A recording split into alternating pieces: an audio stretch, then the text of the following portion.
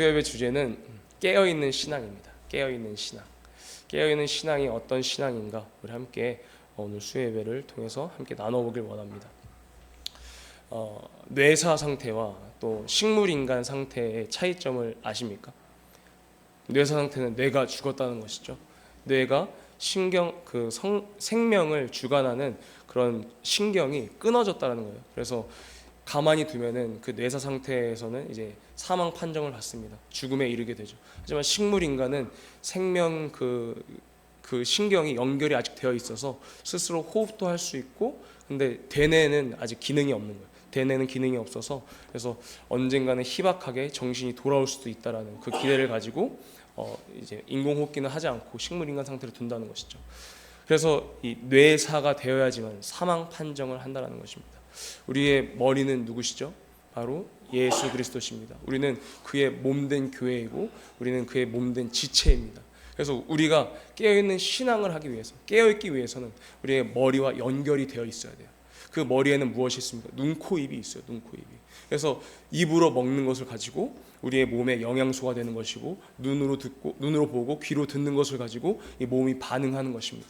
그와 마찬가지로 예수가 머리시기 때문에 예수께서 말씀하시는 하나님의 말씀, 예수께서 들으셨던 그 아버지의 말씀으로 인해서 우리의 몸이, 우리 지체가 생명이 되는 것입니다. 그 말씀이 우리에게 영양, 또 생명, 영이요 생명이라고 말씀하셨기 때문에 그로 말미암아서 그 말씀이 우리에게 생명이 된다는 것이죠.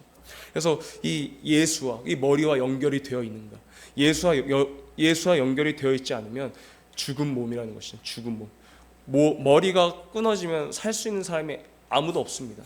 머리가 끊어지면. 그래서 머리와 연결이 되어 있는가, 그 자가 바로 깨어있는 신앙인이라는 거예요. 깨어있는 신앙. 그래서 주일 예배 때 이제 우리 전사님께서 말씀해 주셨는데, 에클레시아, 회중이라고 말씀하셨지만 다른 개념으로 헤티스라고 있습니다. 그 헤티스라는 개념은 무엇이냐면 머리이신 예수께서 우리를 지배하시는 거예요. 머리이신 예수께서 우리를 다스리시는 거예요. 우리는 그냥 몸일 뿐이에요. 그래서 몸이기 때문에 우리의 의의가 없고 우리의 어떤 뜻이 없습니다. 그래서 머리이신 그분의 뜻과 의로 말미암아서 우리가 움직이고 반응한다라는 것이죠. 근데 그 깨어있던 분이 누구십니까? 바로 예수 그리스도라는 거예요. 예수께서 어떻게 반응하셨습니까? 하나님의 말씀 앞에, 아버지의 말씀 앞에 겸손하시고 순복하셨습니다. 그것이 반응하는 자가 바로 깨어있는 신앙이라는 것이죠. 예수께서 그렇게 반응하셨어요. 반응하지 않으면, 내가 신경이 연결되어 있기 때문에 반응을 해야 된다는 것입니다. 근데 내가 머리가 끊어져 있는데, 머리가 연결되어 있음에도 불구하고 내가 반응하지 않는다. 그런 식물인간과 다를 바가 없어요. 하지만 내가 머리와 연결되어 있고 신경이 연결되어 있으면 반응이 온다는 거죠. 반응이. 그 말씀으로 말미암아서, 그 말씀 앞에 겸손히 그 말씀을 듣고 그 말씀을 들음으로 인해서 내가 순종하고 모르겠으면 복종하는 것이 바로 깨어있는 신앙인이라는 것입니다. 그래서 그 깨어있는 신앙을 우리는 소유해야 된다는 것이죠. 예수께서도 제자들에게 깨어서 기도하라, 너희가 시험에 들지 않게 깨어서 기도하라 라고 말씀하셨습니다. 근데 제자들이 예수께서 기도하고 돌아오시면 다 눈에 눈꺼풀이 무거워지고 다 졸고 있었죠. 그래서 너희는 깨어서 기도하라, 깨어서 기도하라 라고 말씀하셨지만 예수께서는 제자들은 계속해서 깨어서 기도하지 못했어요. 왜냐하면 이들은 성령이 오시기 전이기 때문입니다. 왜냐하면 이들은 오감으로만 예수를 만났기 때문이에요. 오감으로 우리의 육체에 있는 이 모든 오감으로 예수와 가장 직접적으로 만난 사람은, 가장 예수를 잘 아는 사람들은 제자들밖에 없어요. 제자 외에는 없습니다. 왜냐하면 예수와 동거동락을 했기 때문이죠. 근데 그들은 오감으로만 예수를 알았기 때문에, 오감으로만 예수를 만났기 때문에 어떻게 했습니까? 예수를 부인하고 예수를 저주하고 떠나갔어요. 그 십자가에서 매달려 있을 때 어떻게 하면 그 반전이 생기겠지 하면서 그 주위를 두리번 거렸지만 베드로도 저주하고 떠나갔습니다. 사실 도망갔어요. 하지만 그런 말이면 예수께서 부활하셔서 다시 친히 찾아오셨고, 또 찾아오시고 다시 승천하심으로 말미암아 우리에게 성령을 보내주심으로, 그 성령으로, 그 영감으로 예수를 다시 만나보니 그 제자들도 이제 목숨을 내놓을 수 있을 만큼 순교할 수 있었던 것입니다. 자, 우리 에베소서 1장 22절, 23절 보겠습니다. 아까 에클레시아와 헤티스를 말씀드렸었죠. 22절에 나오는 이 교회는 에클레시아입니다. 에클레시아라는 것은 말씀하셨듯이 밖으로 불러내다.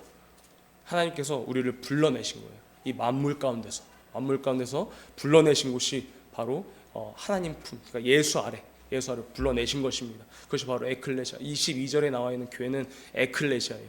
우리 읽어보겠습니다. 시작.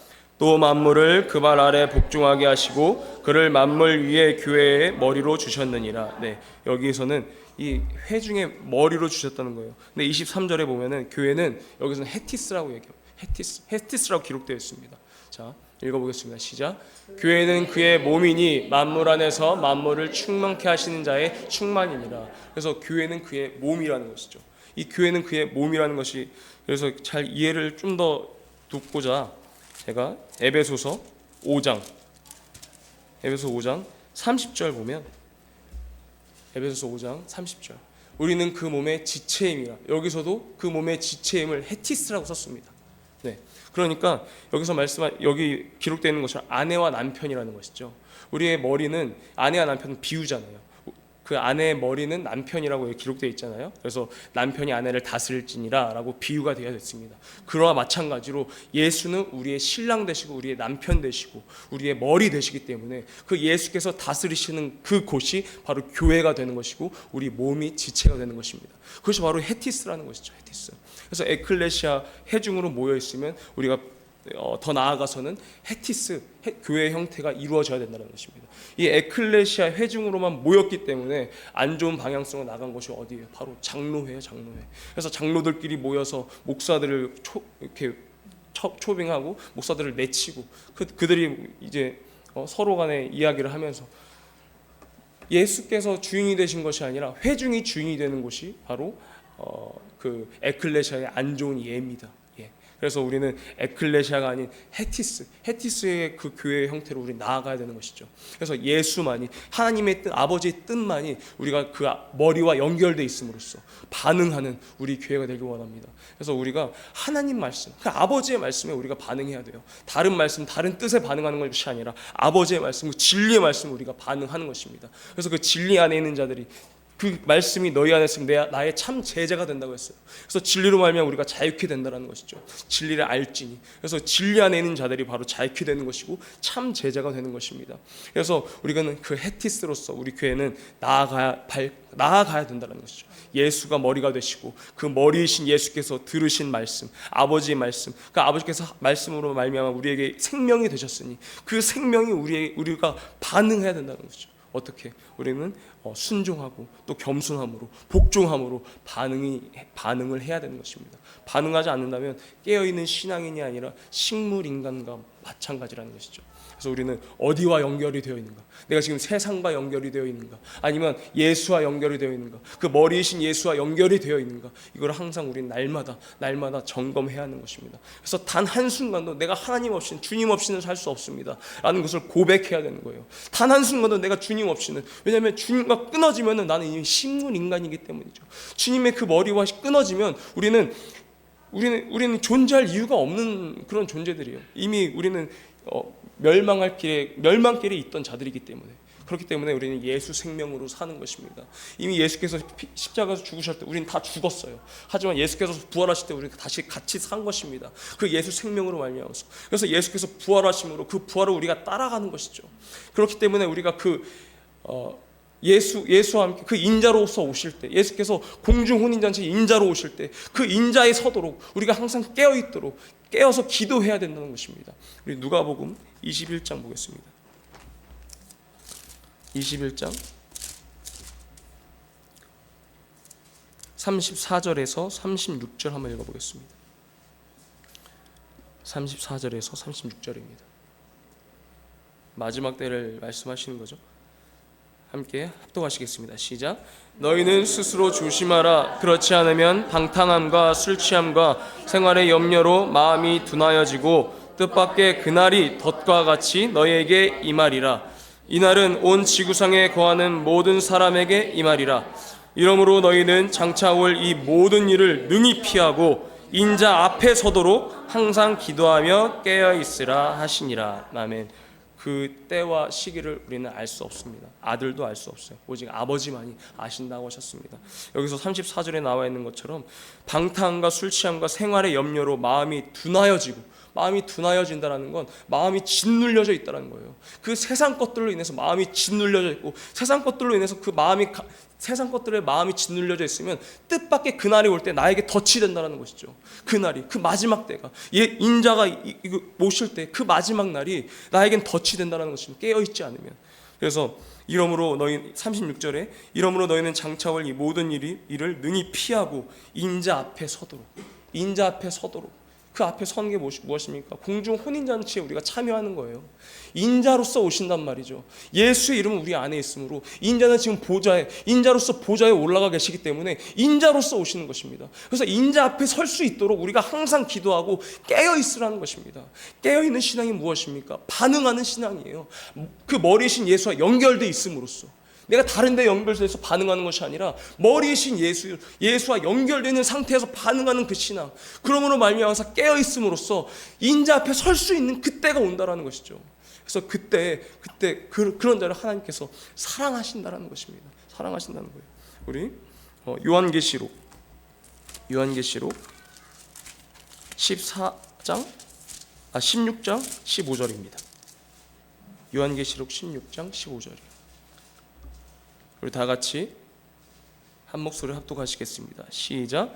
보라, 내가 도적같이 오리니 누구든지 깨어 자기 옷을 지켜 벌거벗고 다니지 아니하며 자기의 부끄러움을 보이지 아니하는 자가 복이 있도다. 아멘. 자기의 옷이 무엇입니까? 예수로 옷 입는 거예요. 예수 그리스도 옷 입는 거예요. 로마서에 나와 있습니다. 로마서 13장부터 한번 보겠습니다. 로마서 13장 11절 14절까지요.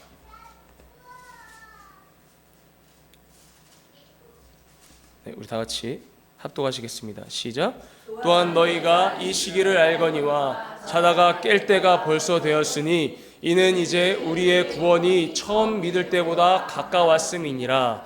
밤이 깊고 낮이 가까웠으니 그러므로 우리가 어두움의 일을 벗고 빛의 갑옷을 입자. 낮에와 같이 단정히 행하고 방탕과 술 취하지 말며 음란과 호색하지 말며 쟁투와 시기하지 말고 오직 주 예수 그리스도로 옷 입고 정욕을 위하여 육신의 일을 도모하지 말라. 아멘. 아멘. 주 예수 그리스도로 옷 입는 것, 그 자가 복되다라는 것이죠. 그 자가 바로 마지막 때에 도적같이 오시는 그날에 그날이 덫이 되는 것이 아니라 복된 날이 된다는 것입니다. 그날에. 그래서 우리는 단 하루라도, 단 한순간도 예수를 의지하지 않고선 살 수 없습니다. 내가 예수만을 의지하고 예수의 보혈만을 의지하고 사는 것, 그것이 바로 거룩한 자녀로서의 권리잖아요. 권리. 그래서 항상 기도하고 깨어있는 것. 우리가 무엇을 기도합니까? 항상 깨어있는 게 우리가 육체가 깨어있는 것이 아니라 영적으로 깨어있다는 것이죠. 우리가 영으로서 기도해야 된다는 것입니다. 그래서 성령이 오심으로 성령께서 우리를 위해서 기도해 주시고 예수께서 우리를 위해서 중보 기도를 해주신다는 것이죠.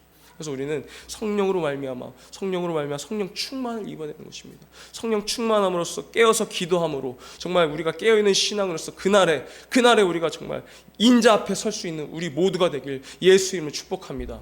아멘. 우리 시간 이 말씀을 가지고 우리 기도하기 원합니다. 정말 나는 깨어있는 신앙으로서 정말 머리와 연결되어 있는 상태로서 정말 예수와 연결되어 있음으로써 내가 깨어있는 신앙이 되겠사오니 정말 내가 그때가 언제일지는 모르지만 정말 그날을 우리가 소망하면서 정말 예수만을 의지하고 예수 보혈만을 의지하고 나아가겠사오니 주여 우리와 함께 역사하여 주시옵고 성령의 역사하여 주시옵소서. 우리 성령 충만을 위해서 기도하시겠습니다.